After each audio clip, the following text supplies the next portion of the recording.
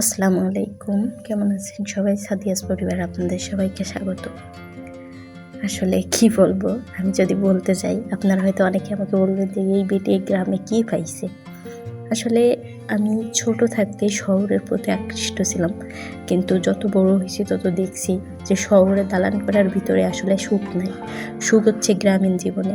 গ্রামে মানুষ একজনের আরেকজনের সাথে কি সুন্দর ভালো সম্পর্ক, আর শহরে একসাথে থাকলেও কারোর সাথে কোনো মনোমিল নাই, ঝগড়াঝাটি অশান্তি, কেউ কাউকে চিনে না, আর ইগো, সব কিছু মিলিয়ে এখন গ্রামটাকেই আমার বেস্ট লাগে।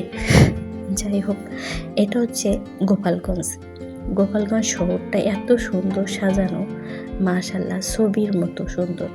দেখেন যতদূর তাকাবেন সবুজ শ্যামল ফসল, গাছপালা, সব কিছু মিলিয়ে অসাধারণ দৃশ্য, তাই না?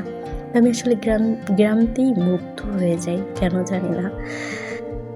আমার এই অপরূপ সৌন্দর্যগুলো না বারবারই টানে। আমি আসার সময় জানি না ঢাকা এসে কার সাথে গল্প করতেছিলাম, আমি যদি গোপালগঞ্জে একটা ছেলে পাইতাম তাকে বিয়ে করে থেকে যাইতাম। এত সুন্দর গোপালগঞ্জ, ফরিদপুর, এসবের অঞ্চলগুলো অনেক সুন্দর। যাই হোক, এই গোপালগঞ্জ ফরিদপুরে প্রতি বছর আমাদের এলাকাটা তো অনেক গরিব, আমাদের এলাকা থেকে অনেক মানুষ ধান কাটতে আসে।